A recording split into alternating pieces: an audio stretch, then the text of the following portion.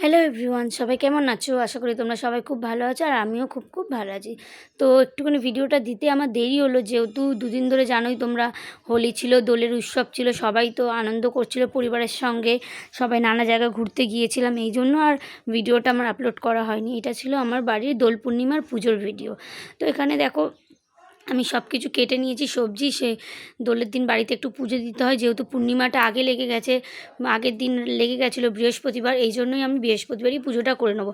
আর দোলের দিন মানে হোলির দিন আমরা একটুখানি ঘুরতে যাব দোলের দিন, এই জন্য পুজোটা আর কাজকর্ম কিছু রাখবো না। তো ওখানে পুজোর ভোগের জোগাড় তো অলরেডি রেডি হয়ে গেছে, আর এখানে মৌ দেখো সুন্দর করে গোপুকে সাজিয়ে নিচ্ছে সকালের নিত্য পুজো দেওয়ার জন্য। সুন্দর করে এখানে দেখো এই ছোট্ট গোপুর বালতি আর ফিচকারিটা আমি কিনে এনেছিলাম, মৌ তার মধ্যে রং ভরে দিয়েছে আবির। তো সবাই আমরা রং খেলবো, সেরকম গোপুর জন্যও আনা হয়েছিল।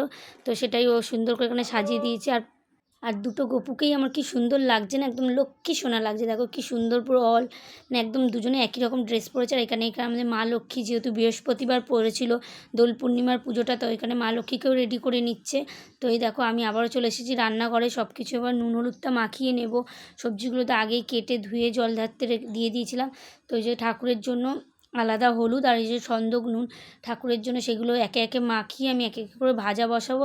আর ওইদিকে যেহেতু আমি এখানে ঠাকুরের রান্না করছি, আর ওইদিকে মৌ পুজোর জোগাড় করছে, এই জন্য মাকে বলেছে আজকে মা আগে রান্নাটা করে নেবে। যেহেতু পুজোটা আমরা দুপুরবেলা দেবো, এই জন্য মাকে বলেছি সকালে রান্নাবান্নাটা তুমি আগে সেরে নাও। তো মা ওইদিকে ওই ঘরে রান্নাঘরে আছে, আর একটা ওই ঘরে রান্না করছে।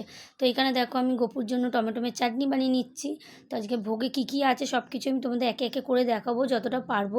তো এইদিকে আমি টমেটোমের চাটনি বানিয়ে নিয়েছি, আর এদিকে গোবিন্দভোগ চালটা আমি ধুয়ে নিয়েছি। হাঁড়িতে করতাম, কিন্তু আমার পেতলের হাঁড়িও আছে, কিন্তু করবো না, যেহেতু আজকে অল্প করে ভোগ দেবো, বেশি ভোগ করব না, যেহেতু মানে সব জায়গায় প্রসাদ দেওয়ার কোনো ইয়ে নেই সেরকম, এই জন্য। এখানে দেখো আমার টমেটোমের চাটনি রেডি হয়ে গেছে অলরেডি। আর ওইদিকে আমি চালটা ধুয়ে রেখেছিলাম, এদিকে মুগের ডালটাও ভালো করে ভেজে নিচ্ছি।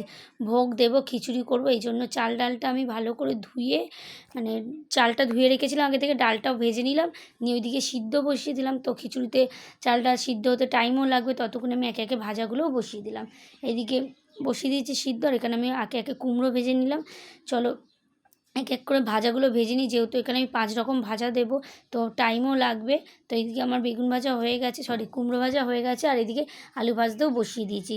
ততক্ষণে দেখো এক একে সব ভাজা আমার রেডি হয়ে গেছে। এখানে কুমড়ো, বেগুন, পটল, ভেন্ডি আর আলু ভেজেছিলাম, 5 রকমের ভাজা, টমেটোমের চাটনি। আর পায়েসটা হচ্ছে মা করবে, পায়েসটা আমি করব না, মা স্নান করে পায়েসটা বসাবে। আর এদিকে দেখো আমার ডাল চালগুলো অলমোস্ট সিদ্ধ হয়ে গেছে, কিন্তু এখনও বাকি আছে। ততক্ষণ আমি খিচুড়ির মশলাটাও করে নেবো। ওই যেইগুলো আমি ভাজা হয়ে গেছে ওই কড়াতেই আমি খিচুড়ির মশলাটা রেডি করে নেবো, কিন্তু ততক্ষণ চলে আমি গপুকে দিয়ে আসি ভোগটা, গপুর সামনে রেখে আসি। আর এই দেখো মৌ ততক্ষণ সব ঠাকুরকে মালা পরিয়ে সুন্দর করে সাজিয়ে ভোগ নিবেদন করছে সকালের খাবার। তারপরে দুপুরে দুজন মিলে, মানে আমি, মা আর মৌ মিলে আস্তে আস্তে করে নিজেরাই পুজো করব। এবার আর ডাকলাম না পুরোহিত মশাইকে, এর আগের পূর্ণিমা যেহেতু মাঘী পূর্ণিমা ছিল, তখন আমি মানে আমাদের বাড়িতে পূর্ণিমাতে পুজো হয়েছিল, তোমরা সেই ভিডিও দেখেছো, এই জন্য এবারে আর ডাকিনি ব্রাহ্মণকে। তো এই দেখো আমার খিচুড়ি অলমোস্ট রেডি হয়ে গেছে, ওপর দিয়ে নামানোর সময় ঘি ছড়িয়ে নিয়েছিলাম। আর এখানে আমিও সকালেই তো স্নান করে নিয়েছিলাম, তবু আর একবার গা ধুয়ে সুন্দর করে শাড়ি পরে রেডি হয়ে নিয়েছি, যেহেতু পুজোটা নিজে করব, মা আর আমি মিলে। আমি পাঁচালি পরবো আর মারা পাশে থাকবে, যাই হোক। এই দেখো আমি রেডি হয়ে নিয়েছি, আর এদিকে ময়েরও অলমোস্ট এদিকের পুজো হয়ে গেছে, সকালে নিত্য পুজো, আর মায়েরও পায়েস হয়ে গেছে তৈরি। চলো গপুকে আমি ভোগ লাগিয়ে দিয়েছি, সব কিছুতে তুলসীপত্র দিয়ে দিয়েছি। আর এই দেখো সুন্দর করে আবার একটা থালাতে নানা রকমের, যত রকমের আমি বাড়িতে আবির এনেছিলাম, সুন্দর করে গপুকে প্লেটে করে সাজিয়ে দিয়েছি। চলো তাহলে এবার পাঁচালিটা পড়ি। তো যেহেতু এটা হচ্ছে দোল পূর্ণিমার পুজো, সেহেতু আমি দোল পূর্ণিমারই পাঁচালি পড়লাম। আমার বাড়িতে সব আলাদা আলাদা ভাগের মাসের পাঁচালি আছে, কোন কোন মাসে কী কী পাঁচালি পড়তে হয়, সব আলাদা আলাদা ভাগের বই আছে।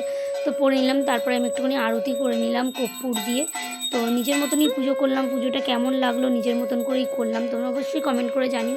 এই ছিল আমার দোল পূর্ণিমার ছোট্ট করে কর্পূর জন্য আয়োজন, পুজো, বাড়ির পুজো। তারপরে তো দুদিন ধরে খুব রং খেলবো, আনন্দ করবো, অনেক জায়গায় যাব, ননদদের বাড়ি যাব, মাসির বাড়ি যাব, আরও অনেক জায়গায় নিমন্ত্রণ আছে, বৌদির বাড়িতেও নিমন্ত্রণ আছে, মানে বৌদির বাপের বাড়িতে, সেখানেও যাওয়ার কথা আছে, সেখানেও যাব। পারলে ভিডিও করে তোমাদের সাথে শেয়ার করবো, জানি না কতটা কী করতে পারবো, যেহেতু দোল একটা আমাদের আনন্দের উৎসব, একটা বছর আমরা ওয়েট করে থাকি সব কিছুর জন্যই, দোলটা তার মধ্যে এক আরও একটা উৎসব, সেরকমই সারা বছর আমরা ওয়েট করে থাকি ছোটো বড়ো সবাই মিলে সবাই মিলে এক রঙে রঙিয়ে মানে মেতে উঠি রঙের খেলাতে। যাই হোক, এখানে ভিডিওটা শেষ করছি। ভালো লাগলে লাইক করে দিও। Thank you for watching.